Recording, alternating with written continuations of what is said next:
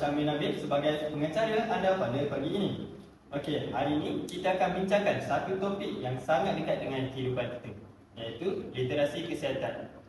Hari ini saya bersama dengan Dr. Iskandar, Encik Lokman yang mewakili suara komuniti, serta saudara Asfar, seorang influencer kesihatan yang sering membicarakan tentang kesihatan di sosial medianya.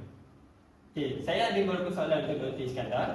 Kita tahu literasi kesihatan bukan sekadar membaca, tapi kita perlu memahaminya. Mengapa literasi kesihatan ia begitu kritikal di Malaysia sekarang? Boleh jawab, Doktor? Okay, terima kasih kepada host. Okey, untuk literasi kesihatan adalah tahapan kita. Tanpa pemahaman yang betul, rakyat boleh terjerumus dalam penyakit tidak penyakit seperti NCD, seperti diabetes dan darah tinggi. Yang bukan sekadar tentang ubat, tetapi tentang keupayaan membuat keputusan yang bijak untuk tubuh sendiri.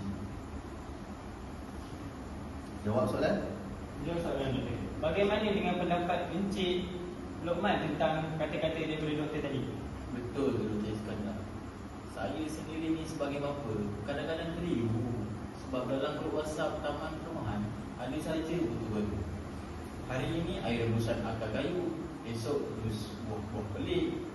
Kalau kita tak ada literasi, memang mudah sangat nak percaya bulat-bulat sebab kita takut dan sakit. Oh, begitu. Jadi apa pendapat saudara Asfar tentang pandangan daripada Dr. Iskandar dan Encik Lokman ini? Bagi saya faham sangat dengan apa yang Encik Lokman sampaikan. Saya sebagai pembuat kandungan di media sosial pun rasa tanggungjawab ni berat juga. Ramai pengikut saya tanya, Asfar, produk ni bagus tak untuk urus? Kadang saya selalu pesan dengan diorang, jangan percaya testimoni semata-mata. Saya sendiri akan rujuk portal Mahat KKM sebelum berkongsi apa-apa info.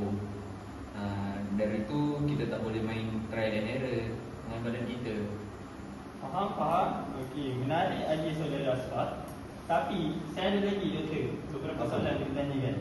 Okey, adakah literasi kesihatan ini sebenarnya satu beban ataupun bukan kepada rakyat biasa yang mungkin sedang sibuk bekerja, iaitu pergi pagi dan pulang malam, dan tidak sempat membuat sebarang kajian tentang literasi kesihatan ini?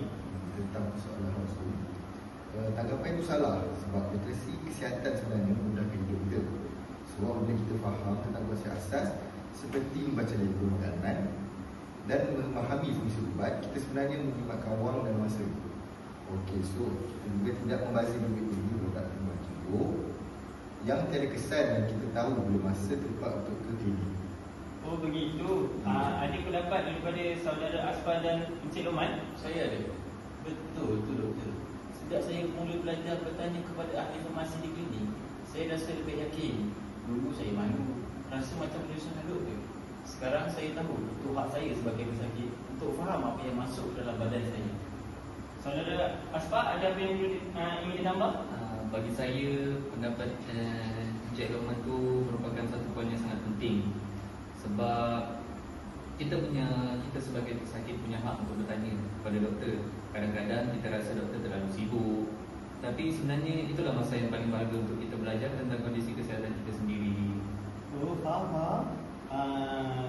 Doktor, soalan seterusnya, bagi meneruskan lagi kita punya sesi podcast pada hari ini, bagi menjawab lagi persoalan daripada saudara Asfar dan Encik Lokman serta para penonton. Okey, saya nak tanya, apakah langkah yang perlu kita buat ataupun bagaimanakah kita mahu menjadikan literasi kesihatan ini sebagai satu budaya yang perlu diikuti di negara kita, iaitu di negara Malaysia ini sendiri? So kita perlu mengamalkan 3T. Apa tu 3T? Okay. First atau pertama, 1T, tanya. Jangan malu bertanya kepada profesional kesihatan. Yang kedua, tapis.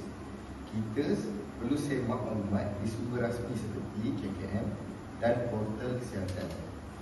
T yang seterusnya, yang terakhir adalah terus belajar kerana sains kesihatan sentiasa berubah.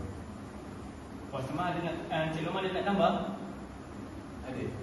Dan bagi saya, ketua komuniti, jangan sebar berita kesihatan yang kita sendiri tidak pasti, iaitu share as receive. Itu boleh boleh membunuh orang lain. Betul. Saya setuju dengan pendapat Encik Oman. Saya sebagai content creator pula kena lebih beretika. Sebab kalau kita tengok banyak content creator semata-mata nak dapatkan viewers, nak dapatkan followers. Banyak yang menyebarkan berita-berita yang tak sahih. So saya harap dengan semua content creator macam saya ni jangan sekadar kejar view, tapi kejar fakta yang tepat. Bagus nasihat daripada seorang influencer seperti saudara Asfar. Itu merupakan satu info yang sangat penting untuk influencer-influencer lain. Sebab jika mereka menyebarkan maklumat yang salah, maka penonton-penonton mereka akan mengikut maklumat yang salah tersebut. Jadi perbincangan kita pada hari ini, perbincangan yang sangat bermakna dan sungguh bagus kerana ia membagi kita satu ilmu yang baru. Serta bukan kepada kita saja, pada penonton-penonton yang akan melihat podcast kami pada hari ini. Jadi saya akan buat satu kesimpulan daripada perbincangan saya bersama Dr. Iskandar, saudara Asfar dan Encik Noman. Di sini kita dapat tahu bahawa literasi kesihatan adalah tanggungjawab kita bersama, tapi bukan hanya kepada doktor sahaja, tetapi juga pesakit maupun dan setiap pengguna media sosial harus tahu betapa pentingnya literasi kesihatan pada masa ini. Sekian sahaja daripada kami. Terima kasih.